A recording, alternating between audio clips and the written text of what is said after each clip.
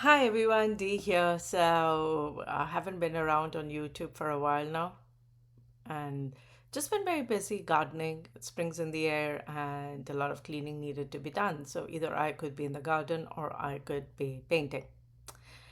Both require a lot of energy and there are other things that need to be done. So I'm trying to find balance between YouTubing and garden work. So it is what it is. Anyway, we went to DC over the weekend and it was really nice. And we ate, we went and saw the steps. The exorcist steps where the priest tumbles over and dies. We finally saw those steps. We walked up those steps. We ate a lot. We went to museums. We went to libraries. And then we went to this place called Kensington Alley in Maryland, where they have very quaint little thrift store, not thrift stores, antique stores.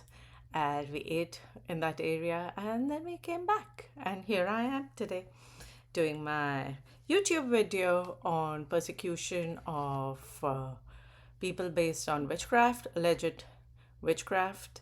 And we will be just touching upon what happened in Massachusetts, Salem, and Virginia. So I made a little slide about it. And after we go through the quick rundown of history, I will paint uh, an alleged witch, just a young woman with a goat on top of her head. Let's see how that goes. I'll be doing it with my new art supplies that I picked up. Yes, I'm incorrigible. I have this thing about art, new art supplies. And we'll talk about that as well. And we'll paint. So let's get to it. Let me get to my slides.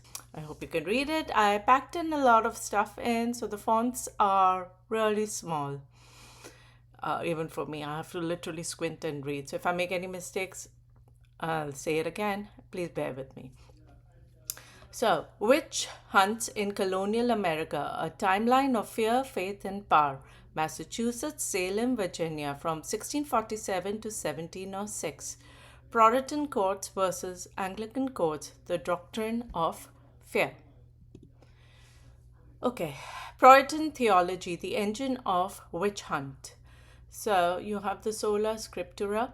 The Bible literally read, "Thou shalt not suffer a witch to live."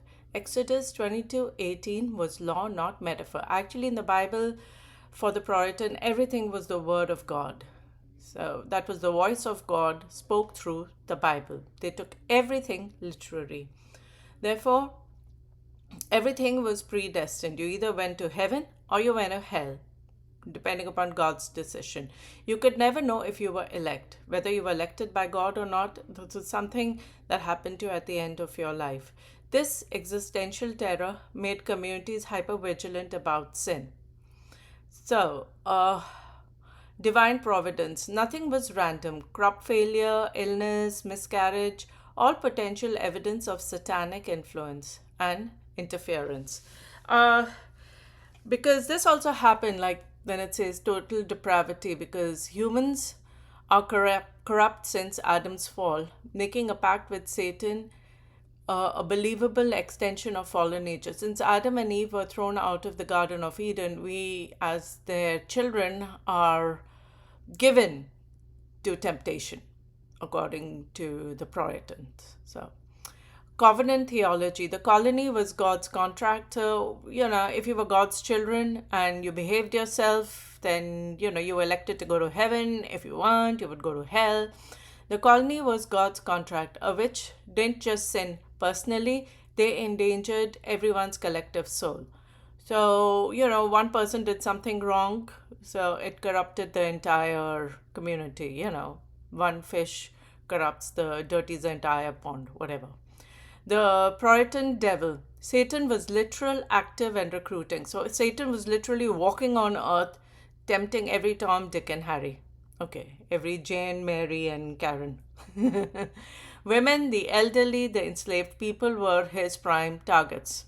Yep, the most vulnerable, the most different were the ones who were targeted. Not surprising. Colonial witch hunt timeline 1647 to 1706. So, 1647, we have Alice Young, who was first executed. In Hartford, Connecticut, Alice Young becomes the first person executed for witchcraft in the American colonies. She was hanged on May 26, 1647. Virtually no trial records survive. Then on 1662, Connecticut saw a wave of witchcraft accusations. 8 people are executed over several years. The Puritan courts accept spectral evidence and confession under duress. And somebody would say, "Oh, I saw this one dancing with the devil." It was accepted. Person's word was just taken for what it was. Then in 1688, Cotton Mather and the Godwin children. This happened in Boston. Reverend Cotton Mather's investigates the Godwin's children's afflictions. His book, Memorable Providence, seeds the ideology that ignites Salem 4 years later. Then in 1692, Salem witch trials. Salem Village, Massachusetts. 19 were executed, 25 dead total, over 150 accused. Spectral evidence again, mass hysteria, and Puritan theology. Panic continues in the deadliest colonial witch hunt. 1697 to 1706, Grace Sherwood, Virginia's witch duck. Yeah. I was supposed to go to Virginia Beach and see her statue, but we haven't done it yet. Princess Anne County, now Virginia Beach, a midwife and a widow. Grace endures years of slander. July 10, 1706, she was tied crossbound and ducked into the Lynn Haven River, the only trial by water in Virginia history. Actually, there's a a road we've got called Witch Duck Road or something like that in Virginia Beach, I'm not sure. But yeah, we've taken that road. Then Act 1, Massachusetts, first witch hunts, 1647 to 1691. Before Salem. The witch panic did not begin in Salem. Between 1647 and 1691, at least 15 people were executed for witchcraft across New England, Connecticut, Massachusetts, and New Hampshire. These early cases were driven by the same Puritan theology, a literal devil, covenantal community obligations, and spectral evidence accepted as fact. Most victims were women who deviated from strict gender norms, widows with property, healers who knew too much, and women who argued back. So, Cotton Mather's was the ideological architect. Reverend Cotton Mather's, 1663 to 1728, was the third generation Puritan minister who became the theological engine of witch persecution. His 1689 book, Memorable Providence, documents possessed children in Boston and spread the framework of spectral evidence colony-wide. He attended hangings and defended the trials as God's will. Key early cases: Alice Young of Hartford, Connecticut, Margaret Jones of Boston, Massachusetts, Anne Hibbins of Boston, Massachusetts. Then you had the Hartford Witch Panic in Connecticut and Mary Glover, Boston in Massachusetts. Then Act 2, the Salem Witch Trials, February to October 1692. 185 plus accused, 19 hanged, died in prison 5, pressed to death 1.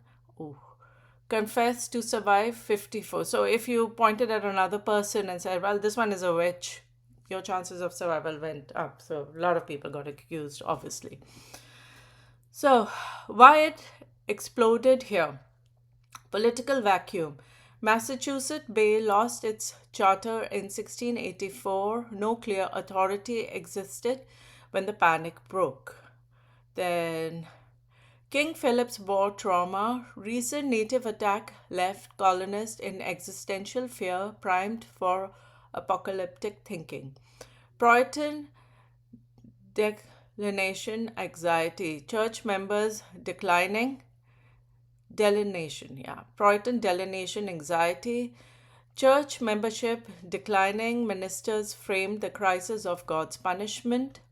The afflicted girls, Betty Paris, Abigail Williams, and Anne Putnam Jr., began convulsing. A doctor blamed the supernatural. Spectral evidence accepted. Dreams, visions admitted as legal proof of guilt. The court was stacked. So, key players.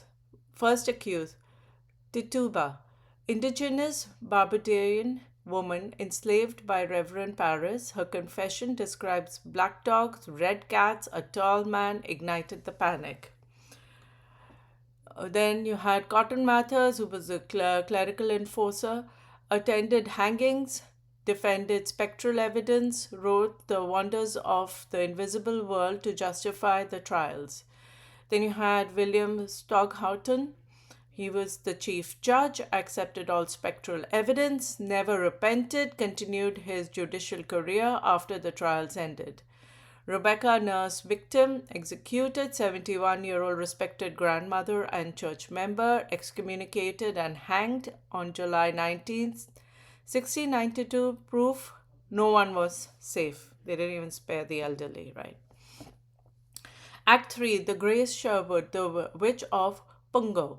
1697 to 1706, The Witch of Pungo. Grace Sherwood was a 46-year-old midwife, healer, and a propertied widow of Princess Anne County, Virginia, now Virginia Beach. She was independent, litigious, and refused to be silent. Her neighbors had spent a decade trying to destroy her.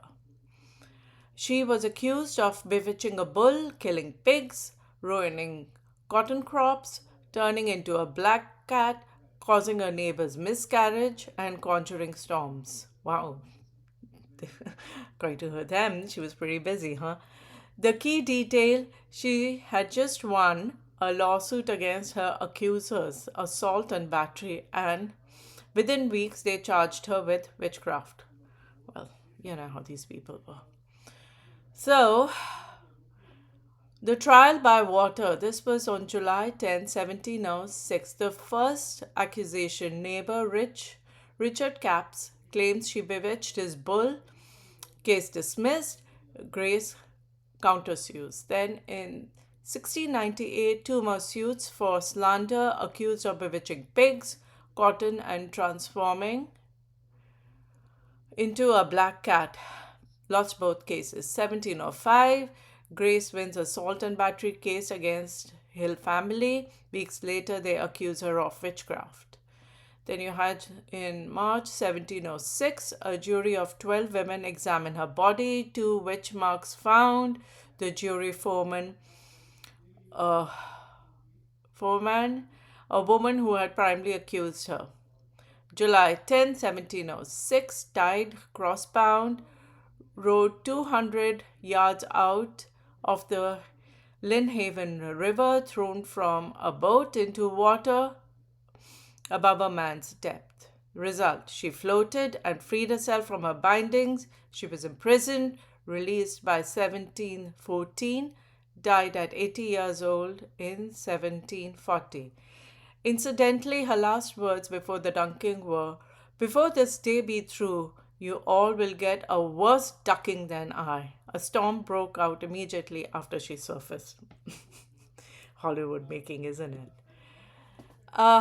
Okay, I love this part. The Puritan courts versus the Anglican courts.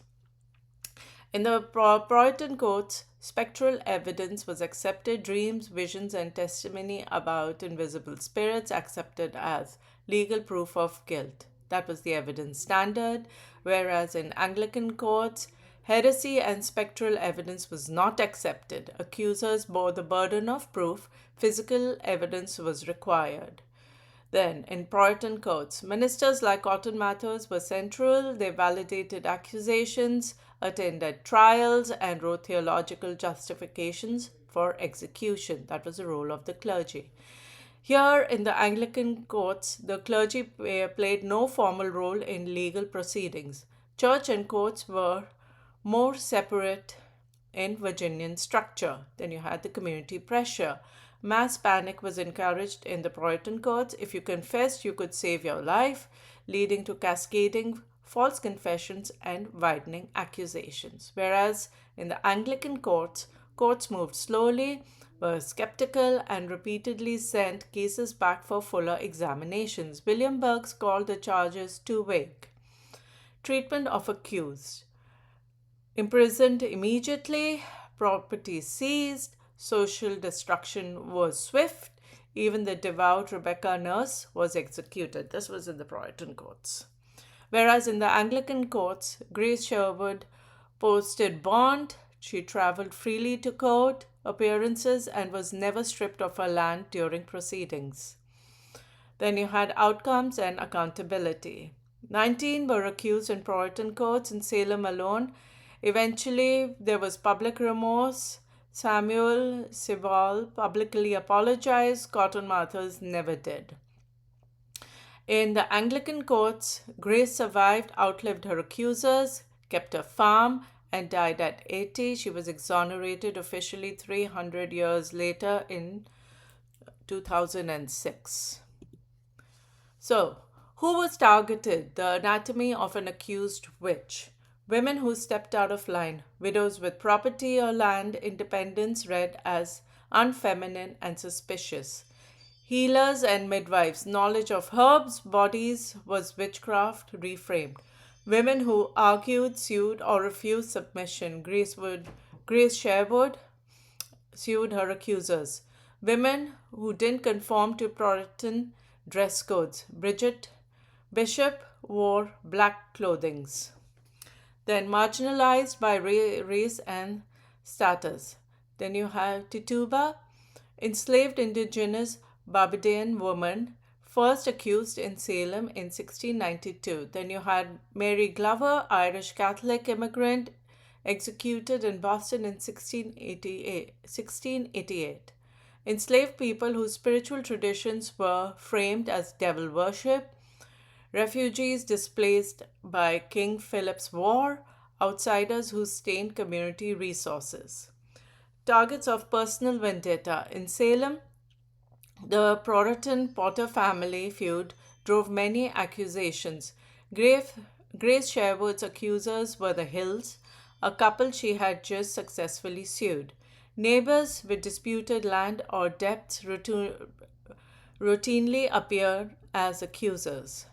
The forewoman of Grace's body jury had previously accused her herself, the theological weakest. Puritan doctrine held Satan targeted the weakest, women, children, and the elderly. Children's testimony was accepted, often the primary accusers in Salem. The elderly Rebecca Nurse, 71, was presumed most vulnerable to corruption. Anyone who showed excessive emotion, skepticism, or unconventional behavior. Yeah, if you spoke out, you were a witch. What Salem broke.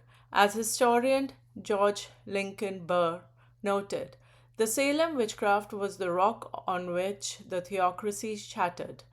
The trials destroyed the Puritan political project, demonstrating that theological governance without legal skepticism produces injustice at scale. Samuel Sewall publicly apologized in 1697. The last convicted Salem witch, Elizabeth Johnson Jr., was officially exonerated only in July 2022. What Grace survived. Grace Sherwood outlived every person who tried to destroy her. She reclaimed her land in 1714 and farmed it until her death at approximately 80 in 1740. I hope I can keep gardening till that age. In 2006, Governor Tim Kaine formally restored her name.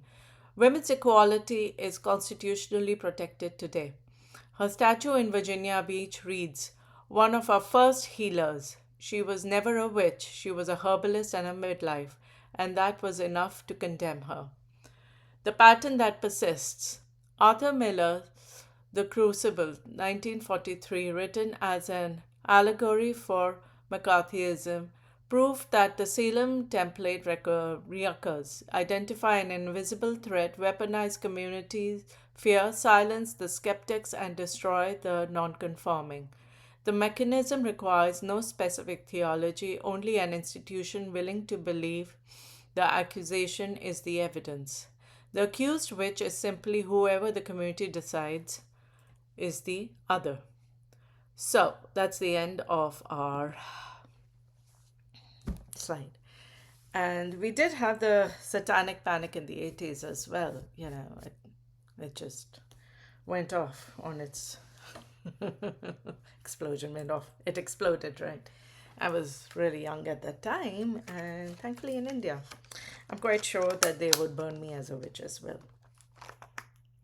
I am a person of color. I am on the woo-woo side. And I'm different. So yeah, I would have been hung too. Even today we have a lot of zealots and all kind of, in all the main religions, we have zealotry and we have people who other people. And like I said before, magic is neutral. Magic is like money. How you use it, what you use it for is up to a person. And you can't use your religious beliefs to persecute someone else. It's just not done. Religion itself is not accepted in the scientific domain. And justice has to be scientific. I don't care who says what. I will not take anyone's magical word over science because it's subjective. Religion and magic are both subjective. So, and science is discovering what already is, but I will take science, the word of science, over religion any day when it comes to justice, when it comes to persecution, justice, and accusation. So, now we will get on to the art part of it, and that's going to be lighter, right? Historical? Would it be lighter? I don't know how the painting will turn out. I never know how my work turns out. So let's get to it. Thank you for watching again, guys, and please like and subscribe. Let's get to it. So I picked this up at Dickplex in Washington, D.C. day before yesterday. I haven't used these yet. They're meant for kids, but I want to give them a try. I don't know why I'm going into that direction. I just love kiddie art supply. I don't feel guilty when I'm using them. I could be very rough with them, and I tend to use them in my journal. So I'm going to do a video on this as well. I'm going to make one of my paintings with this, something fun later on, whichever course I'm working on, something which is light and happy, something to do with summer or flowers. That's when I'm going to use these. And I picked these up. My Arteza fine liner pens are dying. The ink's drying. So I got these ones. And they're pretty nice. As you can see, I started playing around with them in the hotel. That was my girl. I'm hiding the name of the hotel. So, they're pretty nice. There are, I think, 3 layers to these, and they're quite vibrant and lovely. So we'll do a video on these as well. It's going to take me forever. The way I use fine liners, it takes me forever to finish a piece of work when I use these. And I don't do, parallel lines. I don't have that kind of discipline. I'm one of those types who likes to do everything in a very rough, happy, imperfect way. And these I picked up 2 weeks back. I haven't even opened them. I told you I'm incorrigible when it comes to art materials. I buy them and then I don't use them. So I was thinking we're going to make a witch and a ram's skull on top of her head with these colors. I'm going to be using them for the first time. So let's see how it turns out. And on Pinterest, I found this young girl's face, which is quite nice. She's got that rebellious look on her face. I like that look. She's got that enticing, rebellious look. They would look at her face and, they'll say, witch! She's so pretty. So, just going to sketch her out in my journal and put a ram's skull on top and maybe some swirly stuff going around her. And let's see how it goes. I'm doing it for the first time with these. I don't know what's going to happen. These are graphite colors. So it's going to be a pretty dark, moody painting in my journal. And you guys know my journal, right? I have to finish my journal and I haven't been working at it. Right, let's find a page. This was the last one that I did of a skinwalker. My version of a skinwalker, which is not how skinwalkers look really. But that was done. That was then and this is now. So let's get to it. I'm going to fast forward at this point onwards. And... Kisara Sara. Let's get rid of my face. Where is it? Webcam.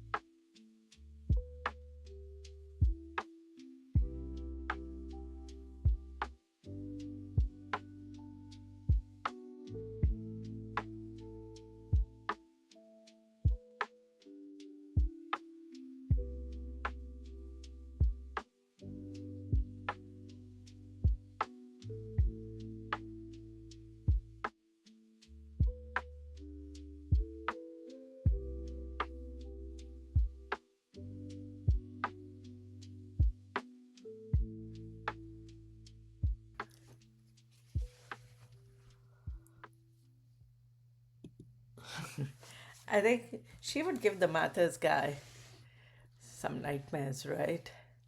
In her rebellion. I like her. I really do like her. I wouldn't use these shades for these pigments for portraits, but it was a good experiment, and I think I've given a voice to the ladies and maybe even gents who suffered other people's hysteria and their madness. It was a really evil thing to do against people. I like this.